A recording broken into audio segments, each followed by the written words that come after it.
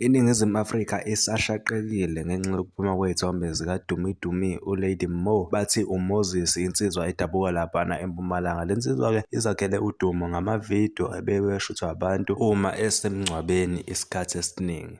Abantu abaningi-ke bebengazi ukuthi le nsizwa lena kahle kahle sikhiphani ngayo ngoba bebeyibonela nje isitabane esithanda ukubukwa, abanye bethe ubasanganela kamnandi. Yena-ke abantu abaningi bayamthanda, akekho obemgxeka noma bekhona ababaningi njengala bantu laba abamthandayo. Kuphume iy'thombe zakhe esawumjida, abantu abaningi basale nemibuzo ukuthi hayi bo, konakalaphi ngoba phela hawu insizwa lena nje enhle, bekukhala ney'ngane zithi hhayi ngeke, kanti kwenzakaleni ngoba eseyisitabane kanje. Omunye ubhalile-ke laphana ey'nkundleni zokuxhumana ukuthi usisi kaMoses ubhalile nkosi yami ukuthi ucela ukuthi bemkhulekele uMoses ngoba kahle kahle akanje udinga usizo. uMoses-ke kuvelile ukuthi wayesebenza kahle, enayo yonke into, enengane futhi.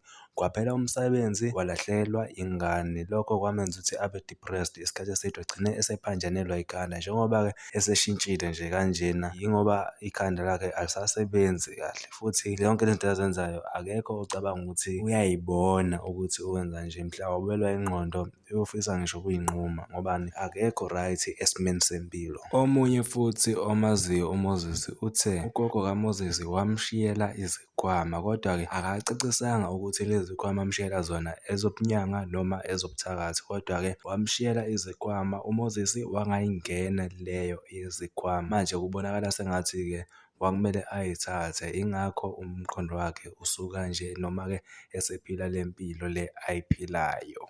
Abantu bayibekile imibono, khona-ke ophendulile laphana-ke ey'nkundleni zokuxhumana wathi, ayibo, yindaba ngaso sonke isikhathi ehlale esemngcwabeni uMoses? Kungenzeka ukuthi khona ugcobho okhona ukuze agule kwasetshenziswa inhlabathi yomuntu osewashona, ngoba phela awukwazi ukuthi enga-athenda imingcwabo emingaka ngendlela okubukeka ngayo. Sekubonakala sengathi nje uMoses useyazi ukuthi nje njalo nge-weekend uyageza ushona emngcwabeni, ukuthi owaphi akuyingenwa leyo ngoba-ke esikhathini esiningi uma eseveza-ke lamavidiyo akhe kuyabonakala ukuthi labantu asuke nabo laphana abamazi. Usisi kaMoses njengoba kade ebhalile, kuyacela kakhulu ukuthi i-South Africa ibasize njengomndeni kaMoses ukuba alulame abuyele esimeni, ngoba-ke abazi ukuthi kumele benze njani manje ngale nto lena evelele uMoses. Ezinye iy'ndaba ey'thinta yena uMoses ukuthi uzokhipha ingoma yepiyano nje maduze duze duze duze, bese kuthi-ke okunye ushaye 1 million views